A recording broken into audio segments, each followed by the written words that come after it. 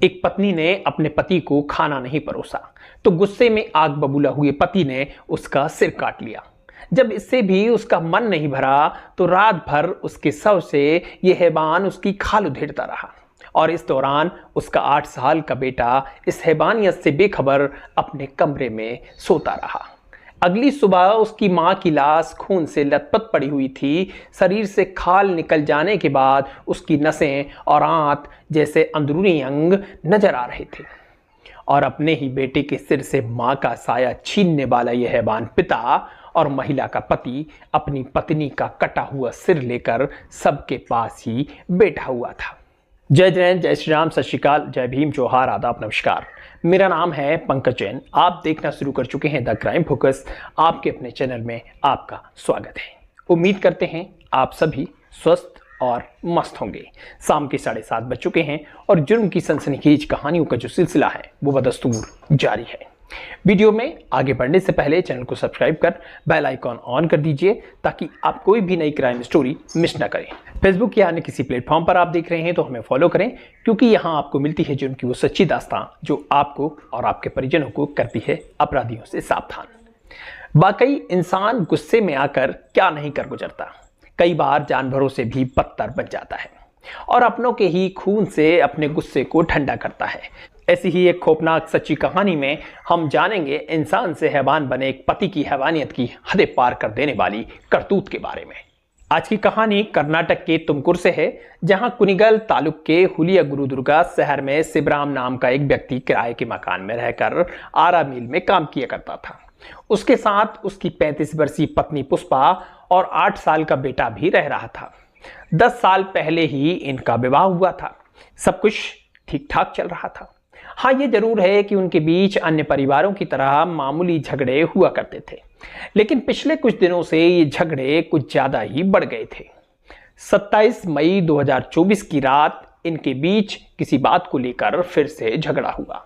लड़ाई तब और बढ़ गई जब शिवराम की नौकरी को लेकर पत्नी झगड़ने लगी। अब पति शिवराम कुछ देर बाद अपनी पत्नी से खाना मांगता है, लेकिन झगड़े से नाराज पत्नी पुष्पलता उसे खाना परोसने से इनकार कर देती है। इस बात से आग बबूला होकर शिवराम गुस्से में आकर पुष्पलता पर चाकू से हमला कर देता है। इसके बाद छुरी से उसका सिर धड़ से अलग कर देता है। पुष्पलता की सांसें अब थम चुकी थीं। वो चाकुओं के बार से पुष्पलता का शरीर छत बिक्षत कर देता है, लेकिन इस हैवान का इससे भी मन नहीं भरता। वह रात भर उसके शरीर की खाल उधेड़ता रहा और इस हैवानियत से बेखबर उसका 8 साल का मासूम बेटा अपने कमरे में अब भी सो रहा था। उसे नहीं मालूम था कि अगली सुबह जब उसकी आंख खुलेगी तो उसे दुलार करने वाली उसकी मां उससे हमेशा के लिए दूर हो चुकी होगी। अब इस रात की खौफनाक काली घटाएं छटने लगी थी और अगली सुबह यानी 28 मई को यह हैवान पति अपने मकान मालिक के सामने जाकर इस हत्याकांड की जानकारी देता है। मकान मालिक इसकी सूचना तत्काल पुलिस को देता है। अब पुलिस मौके वारदात पर पहुंचती है तो वहां खौफनाक मंजर देख होश उड़ जाते हैं। शिवराम के घर का नजारा देखकर दिल दहल उठता है। उसकी पत्नी 35 वर्षीय पुष्पलता की लाश खून से लथपथ पड़ी हुई थी। शरीर से खाल निकल जाने के बाद उसकी नसें और आंत जैसे अंदरूनी अंग नजर आ रहे थे और अपने ही बेटे के सिर से मां का साया छीनने वाला हैवान पिता और महिला का पति शिवराम अपनी पत्नी का कटा हुआ सिर लेकर सबके पास बैठा हुआ था।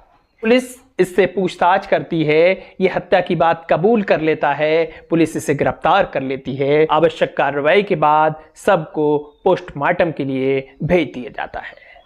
तो आपने देखा कि कैसे गुस्से में आकर शिवराम ने अपनी ही पत्नी पुष्पलता की जान सिर्फ इसलिए ले ली क्योंकि उसने रात का खाना परोसने से इनकार कर दिया था। मैं समझता हूं कि यहां किसी महिला की हत्या नहीं हुई है, बल्कि पूरी की पूरी इंसानियत का दम घोट दिया गया है। खैर, मामूली सी बात पर अपनी ही पत्नी की बर्बरतापूर्ण तरीके से हत्या कर अपने ही बेटे के सिर से मां का साया छीनने वाले इस हैवान के बारे में आपकी क्या राय है, हमें कमेंट्स कर जरूर बताएं। तो फिलहाल ये थी पूरी कहानी। यदि अब तक आपने चैनल को सब्सक्राइब या फॉलो नहीं किया है तो तुरंत कर दीजिए। वीडियो को लाइक करिए, शेयर करिए और कमेंट्स कर जरूर बताइए कि आज की कहानी के बारे में आपकी क्या राय है। तो अभी के लिए बस इतना ही, फिर होगी मुलाकात अपराध जगत की किसी अन्य कहानी के साथ। तब तक के लिए लेते हैं हम आपसे विदा। अपना और अपने परिवार का ख्याल रखिए। जय हिंद, जय भारत।